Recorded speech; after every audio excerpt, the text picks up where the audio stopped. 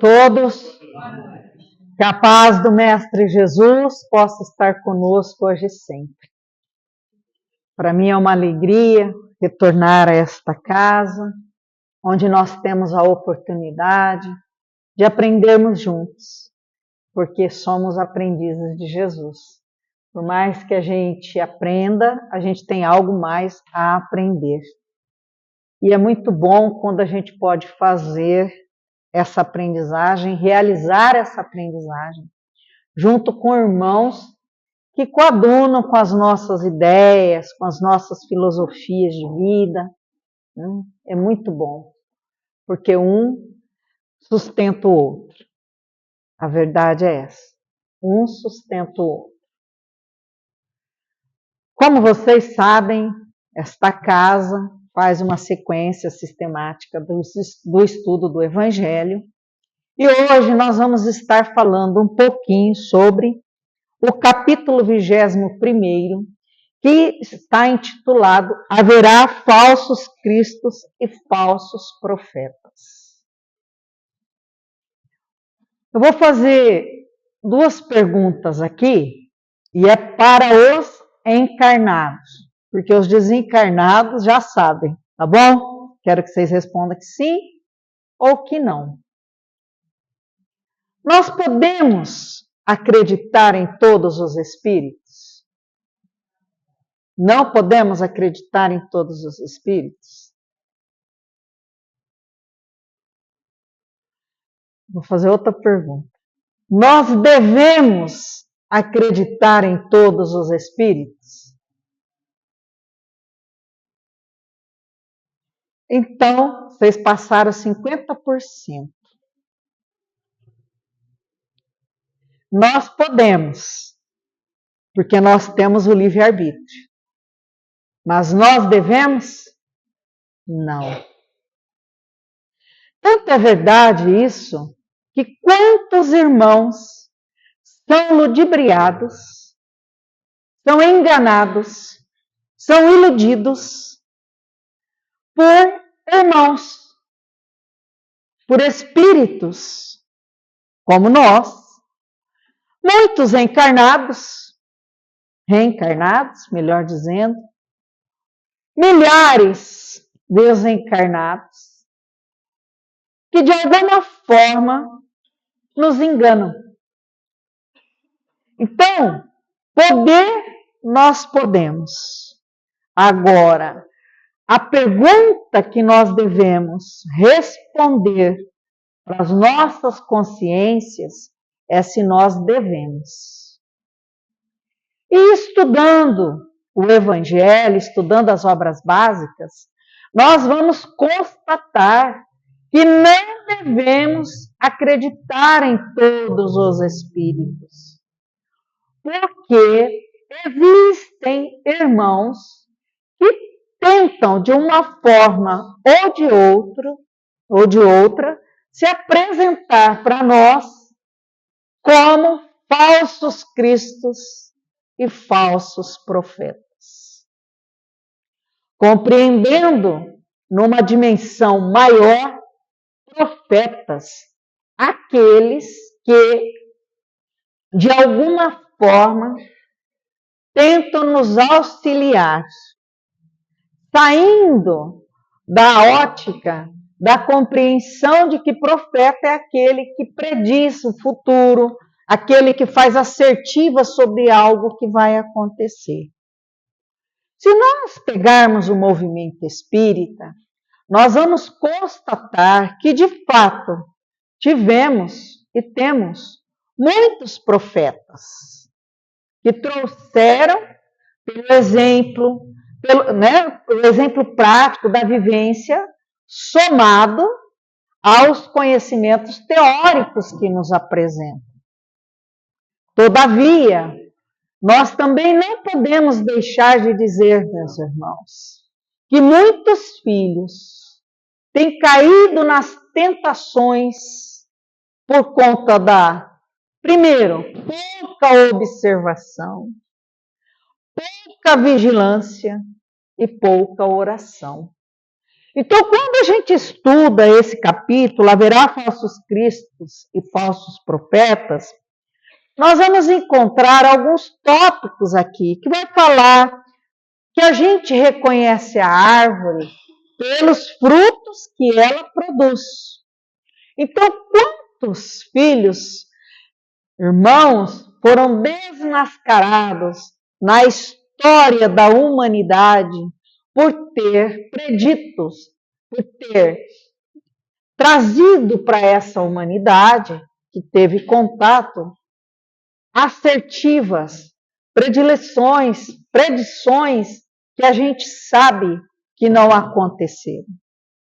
Quando foi ter a virada do século, do ano 2000, o que a gente escutava anteriormente? Que o mundo ia acabar em 2000, não era? Não era assim que os mais velhos aí, os mais novos talvez não vivenciaram isso, mas os mais velhos vivenciaram. A gente escutava que o mundo ia acabar no ano 2000, na virada. O mundo não acabou, o mundo continuou.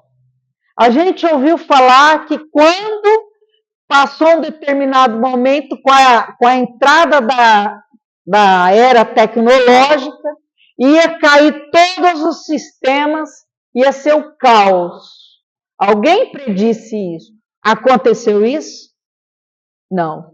Então, dentro das óticas gerais do mundo nosso, dessa humanidade que habitam, né, que habita o planeta Terra, nós vamos encontrar inúmeros, milhares de irmãos que, de uma forma ou de outra, têm trazido engodo, têm trazido mentiras, falsas verdades, e muitos irmãos, pela invigilância, têm se deixado abater. Nós temos na história também, nessa passagem dos 2000 anos, seitas onde pessoas, centenas de pessoas indiretamente se suicidaram, porque tinha alguém ali, uma liderança, principalmente no caso particular que eu estou dizendo, religiosa, que colocou, que incutiu nas consciências daqueles irmãos que seguiam aquela seita, de que eles tinham que, né, fazer essa passagem. E nós sabemos, graças a essa doutrina, que todos nós abraçamos a causa, que não é por aí, que não é por aí, que esse não é o caminho.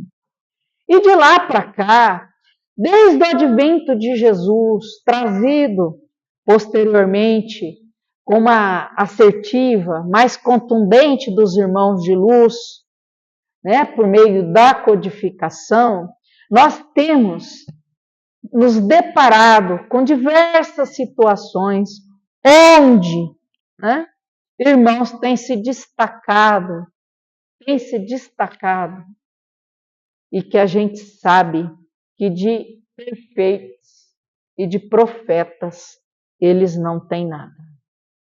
Eles usam da fragilidade, muitas vezes, intelectual, moral, dos seus semelhantes, daqueles que no desespero buscam, na sua fé, eles buscam, né, uma solução para essas dores, para essas aflições, e acabam sendo enganados por esses outros irmãos que estão nessas lideranças, e isso envolve todos os credos religiosos.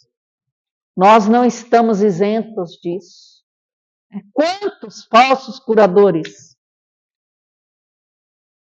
Quantos médiuns que mercantilizam aquilo que é para dar de graça, porque recebe de graça e está no Evangelho, mercantilizam essa possibilidade e cobram daquele que no desespero buscam a cura para suas necessidades físicas mas principalmente espirituais.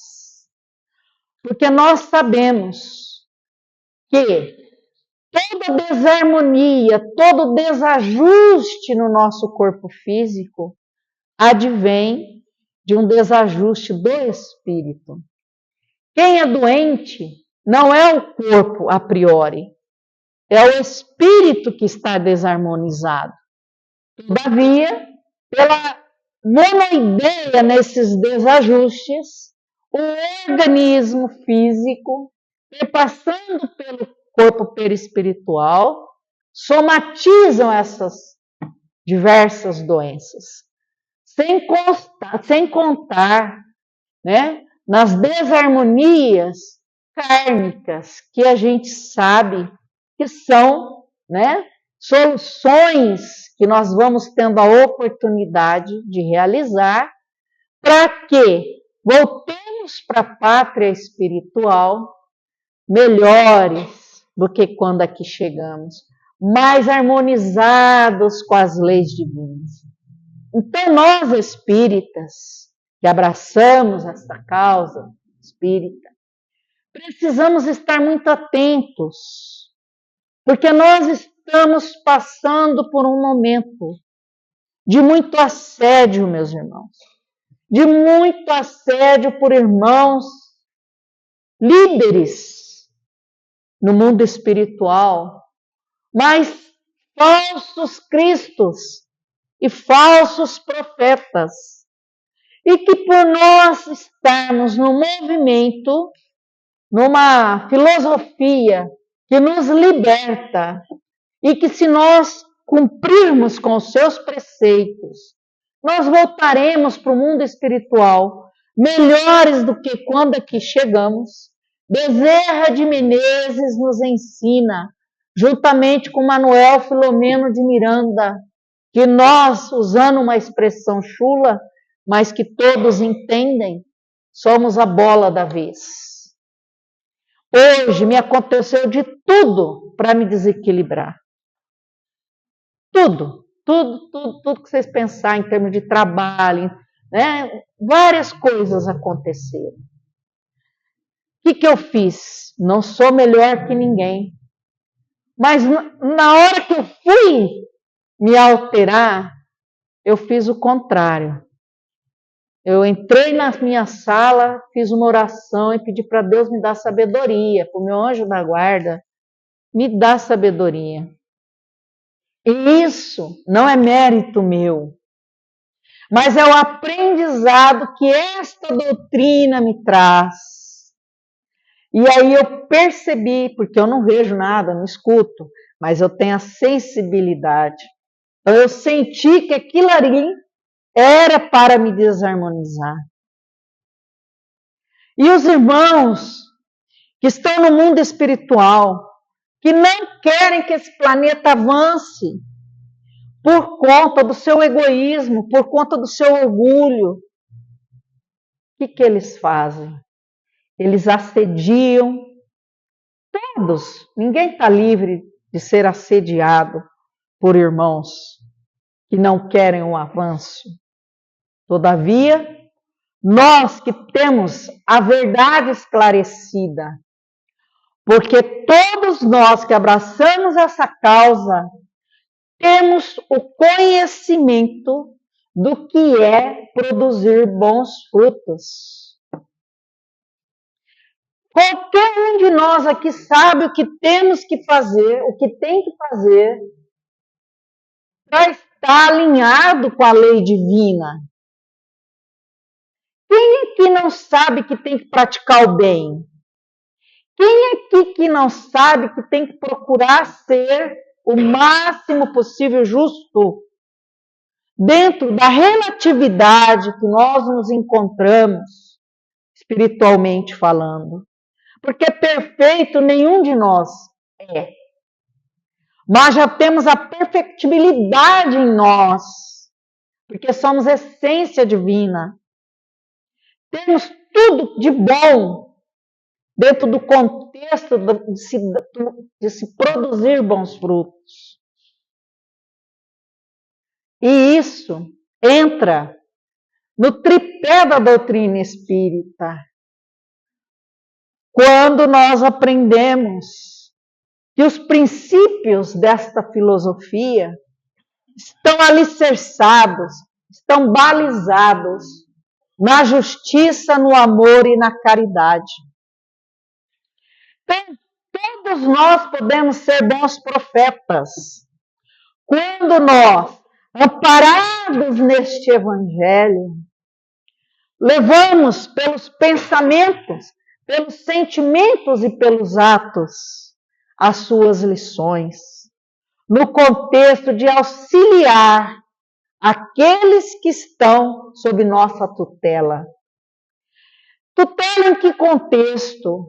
Quando estão próximos de nós e que o Pai Celestial coloca ao nosso derredor para que a gente possa exemplificar as suas lições, as suas leis.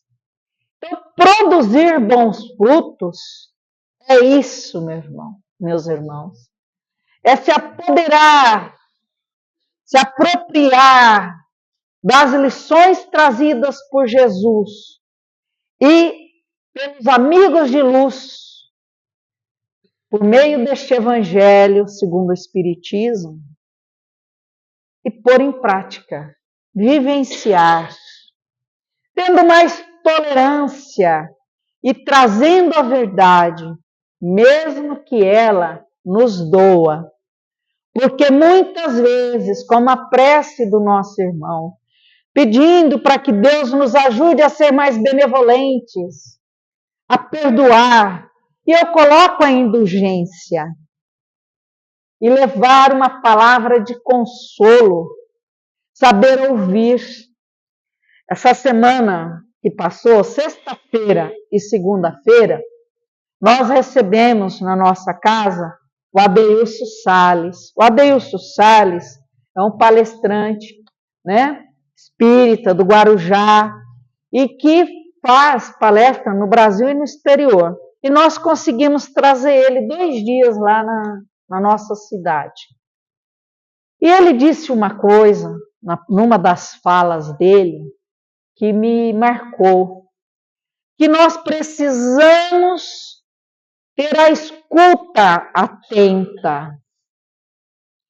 E quando nós pensamos neste capítulo, onde estamos sujeitos a sermos ludibriados, enganados, traídos por esses espíritos mistificadores, galhofeiros, perseguidores do Cristo.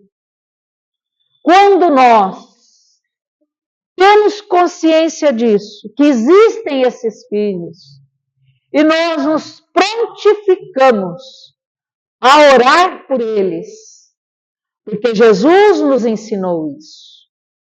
Primeiro, orarmos por nós mesmos, porque os nossos grandes inimigos não são externos a nós. Os nossos grandes inimigos estão na nossa intimidade, ramificados do egoísmo e do orgulho. Mas existem aqueles que não querem o nosso progresso. Então, quando o Adeilson fala que é preciso que a gente ampliemos a nossa escuta, dentro dos princípios da caridade, do amor, que representam, vão além, e a gente traz a benevolência, a indulgência e o perdão, nós damos a oportunidade para que filhos que se perdem no caminho, pelas dores que têm que testemunhar, e nem sempre têm o conhecimento que nós temos deste Evangelho, podem ter o véu levantado. E isso, cada um de nós que aqui está pode fazer. O Divaldo diz que nenhum espírita deve ser desesperançoso, que o espírita precisa ser esperançoso, ter a esperança na sua intimidade. E eu vou além nessa questão da esperança. Porque quando a gente se depara nas reuniões mediúnicas com aqueles filhos que perseguem outros irmãos, que perseguem outros filhos, e com a amorosidade da espiritualidade amiga, nós mostramos para esses filhos que a justiça, ela acontece independente da nossa vontade, porque a justiça divina é perfeita. E todas as vezes que nós sofremos, por assim dizer, com algo que vem nos ferir na nossa intimidade, é porque de alguma forma nós também ferimos. E nem sempre nós estamos aqui para expiar, mas nós, mesmo em estado provacional, passamos por determinados testemunhos para que a gente possa se fortalecer.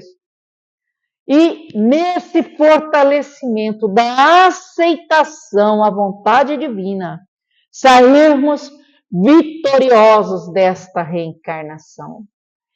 Este capítulo me remete a diversos outros ensinamentos do Evangelho. Na parábola do semeador, a gente encontra uma história num livro que é para contar para as crianças, né, das histórias das parábolas de Jesus, para crianças, mas que serve para nós. Um fazendeiro, ele escolhia as melhores sementes na sua lavoura, para fazer a sua lavoura, para produzir a sua lavoura.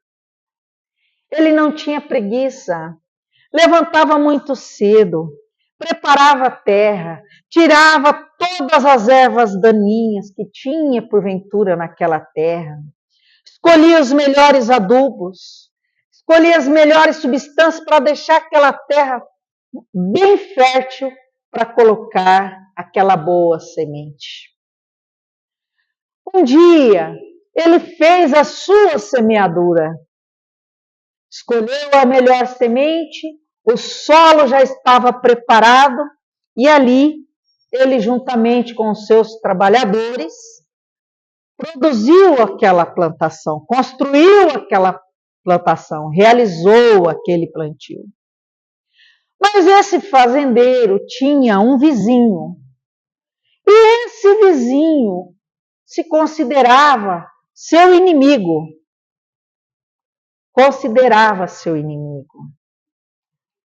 E observando todo o trabalho que aquele fazendeiro havia realizado, ele ficou maquinando, pensando ardilosamente como que ele poderia interferir naquela plantação.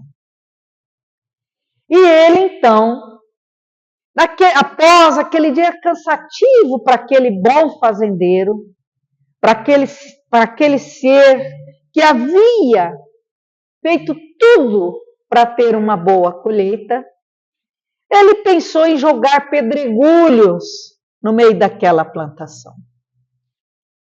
Mas ele refutou essa ideia, porque ele pensou assim, não, se eu colocar pedregulhos, eles vão conseguir tirar esses pedregulhos.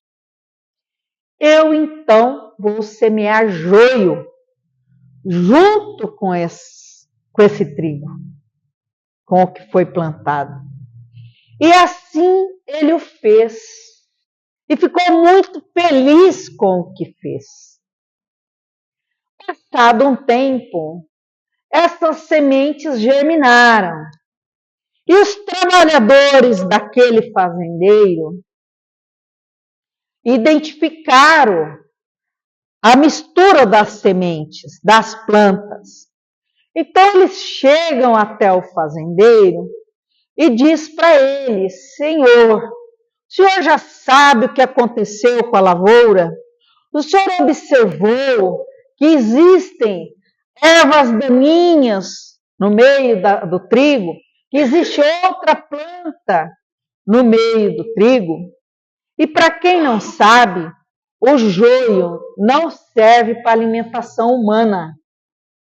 Ele pode levar, inclusive, à morte quem ingere. O fazendeiro disse assim: eu já sei o que aconteceu. E eles então dizem assim para ele: Senhor, o Senhor quer que a gente se reúna e arranque esse joio? O que o fazendeiro responde? Não. Porque as plantas, quando nascem, elas se enraizam juntas. E se nós arrancarmos o joio agora, nós vamos arrancar muitos trigos. Vamos esperar florescer. Quando florescer, nós ceifamos o joio, fazemos peixes e colocamos fogo. E depois a gente colhe o trigo, a boa semente. Quando nós lemos essa parábola de Jesus, sem nos aprofundarmos na compreensão dela, a gente pode até achar que é um fazendeiro e um inimigo ali dele, ali nas plantações e nas colheitas. Mas nos ensina os amigos espirituais que o fazendeiro é Jesus. É Jesus.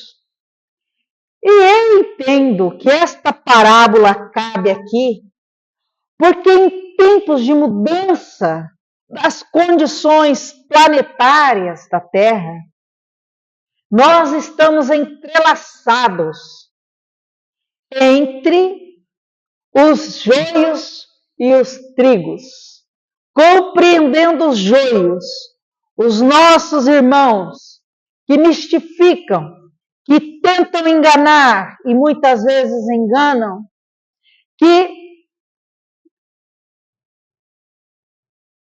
produzem muitas dores, muitas aflições com aqueles que estão arduamente trabalhando na messe de Jesus.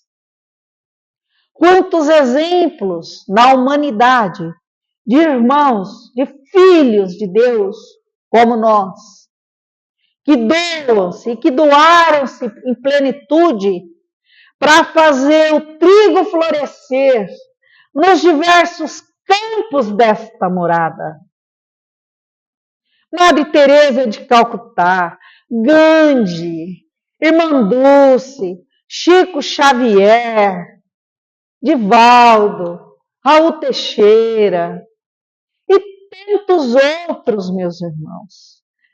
Santo Agostinho, São Luís, Bezerra de Menezes, André Luiz, que no mundo espiritual reconheceu o Cristo, Paulo de Tarso.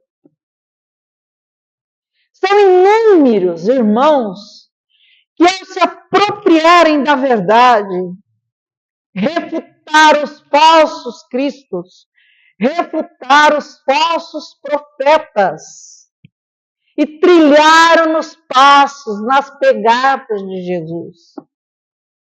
E nos chamam hoje. Nós temos a possibilidade de sermos o trigo. De sermos o trigo. Como também podemos nos tornar o joio, fazendo uma analogia.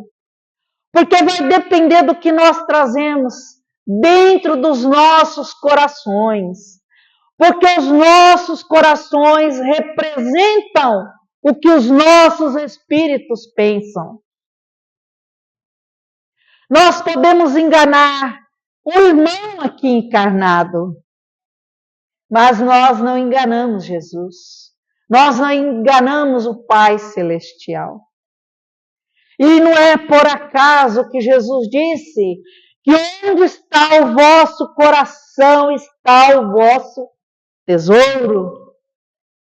Então, meus irmãos, Não podemos acreditar em todos os espíritos. Quantos irmãos são enganados?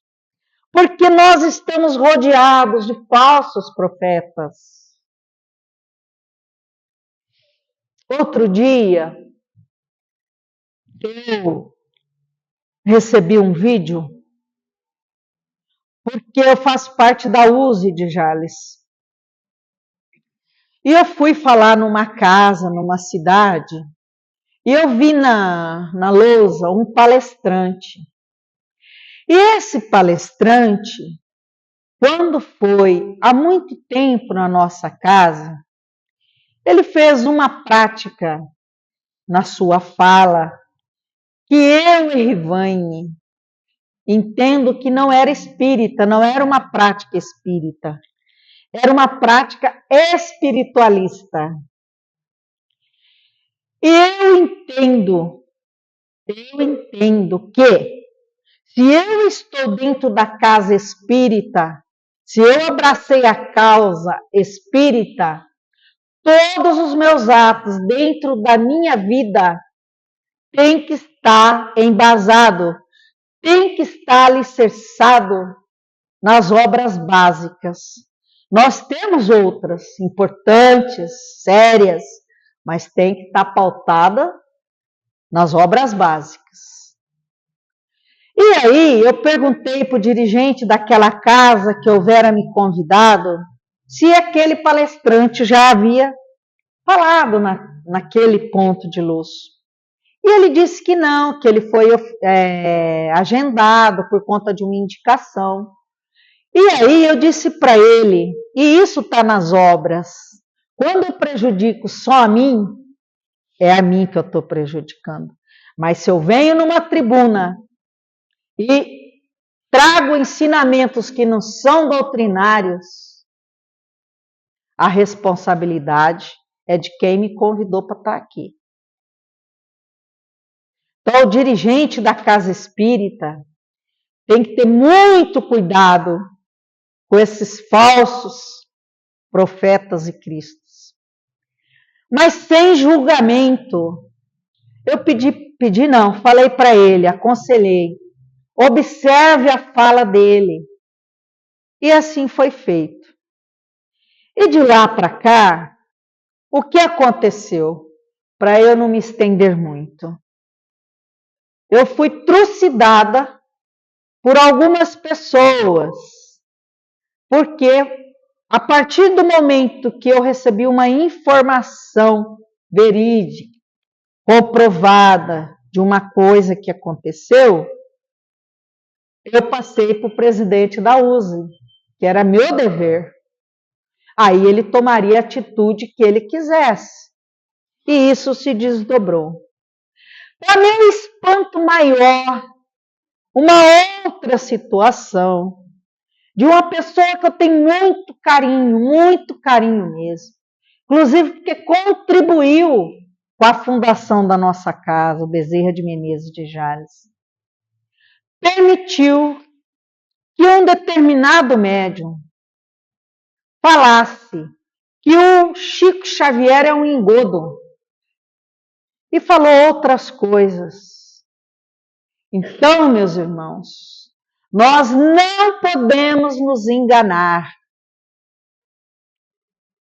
Nós precisamos estudar. O tempo exige isso de nós.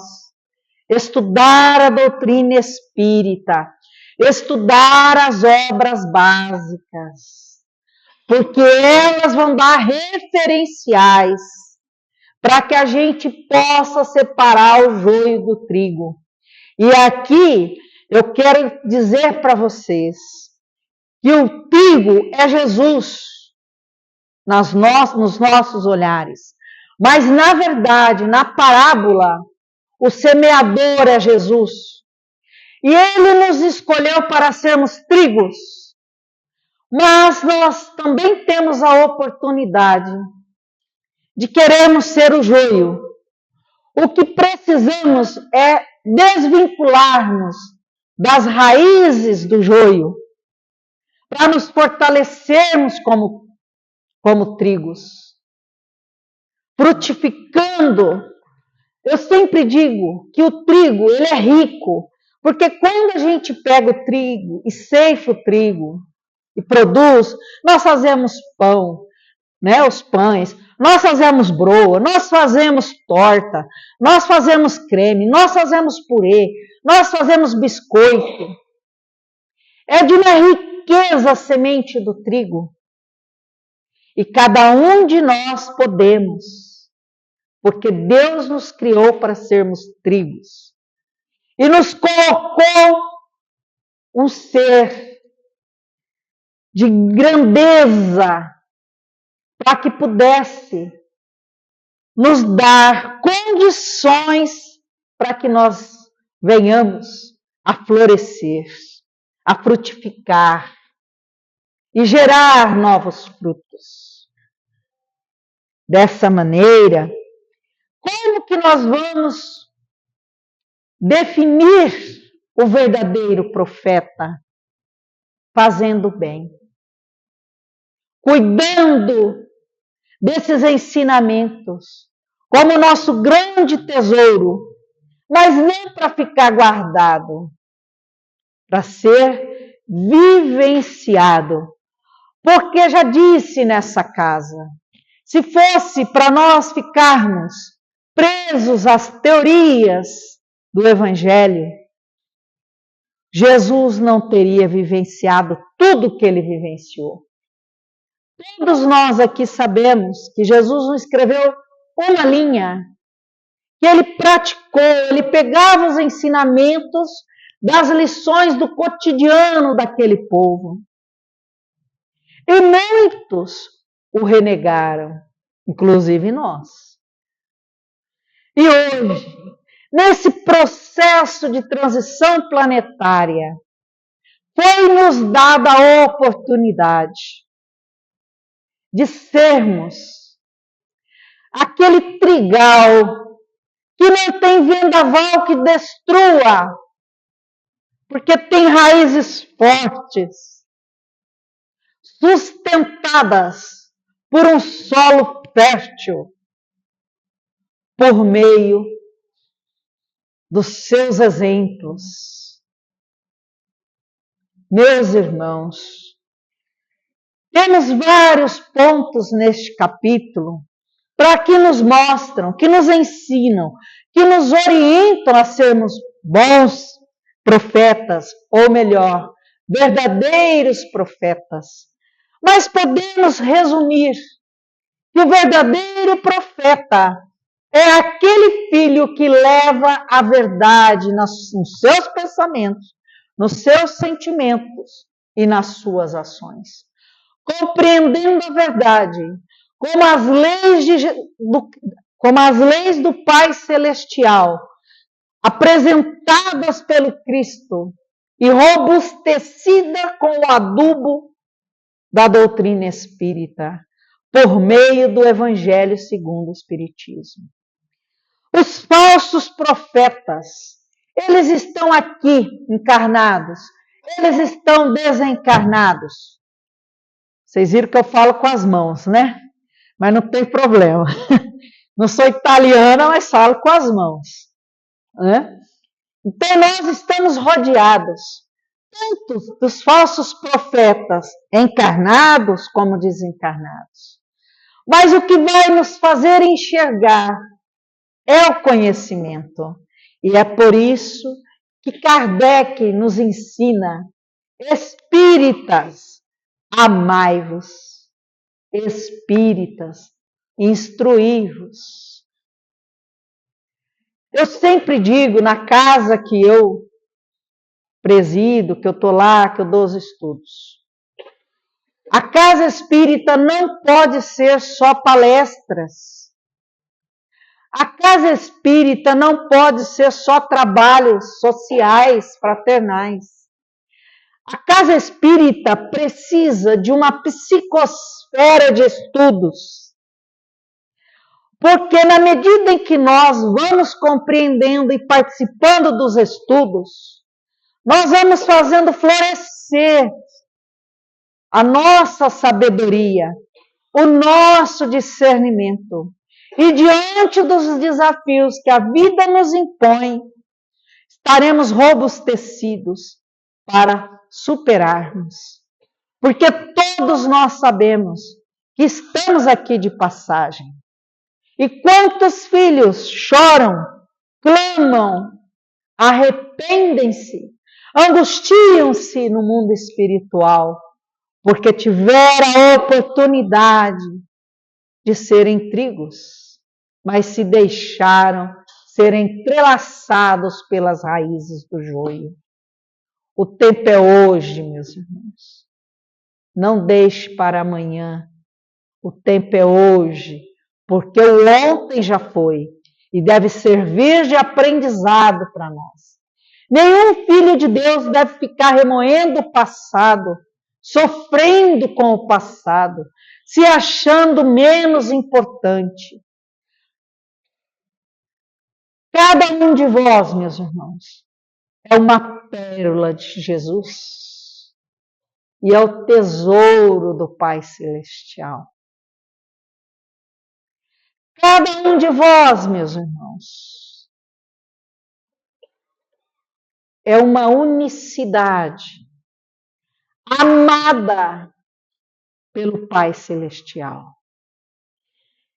Por isso, nenhum de vós deve se sentir menor, deve se sentir entristecido porque não atingiu aquilo que esperava atingir.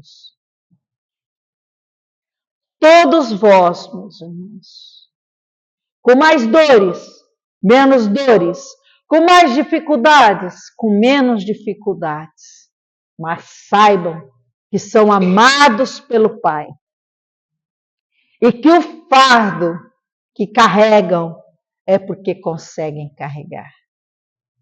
Tem uma charge e que transformaram num vídeo onde algumas pessoas carregam uma cruz, não sei se vocês já observaram. E as cruzes são pesadas.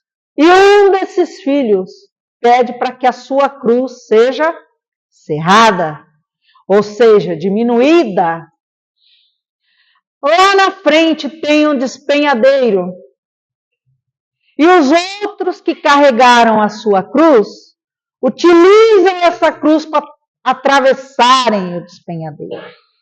E aquele que cortou a sua cruz, a cruz não consegue pegar a outra margem.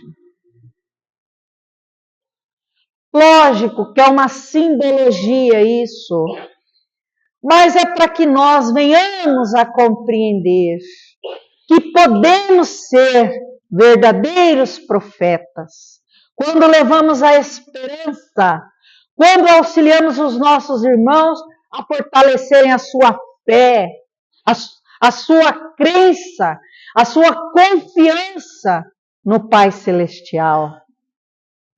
E nesta noite, cada um de vós, meus irmãos, possam voltar para os seus lares, buscarem na sua essência o que tem de melhor e agradecer ao Pai, aos amigos de luz, missionários da messe de Jesus, que estão aos vossos lados, para que cada um de vós possa voltar quando fizer a sua viagem de retorno à pátria espiritual, reluzentes como ouro daquele trigo que Jesus semeou em vossos corações.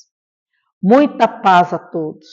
Que o Mestre Jesus, que Bezerra de Menezes, que todos os amigos espirituais desta casa possam envolvê-los, possam abençoá-los, possam fortalecê-los, possam sustentá-los, possam dar sabedoria para que vocês, meus irmãos, saiam daqui melhores do que quando chegaram e possam levar essas vibrações para os vossos lares e para aqueles filhos que lá estão, que faz parte do seu clã familiar, de amizade, de colegas de trabalho, para que o planeta Terra, o nosso país, a nossa cidade, o nosso bairro, o nosso lar, possam ser imantados por estas sementes de trigos e Jesus podendo enxergar a colheita da boa semente que ele semeou. Muita paz.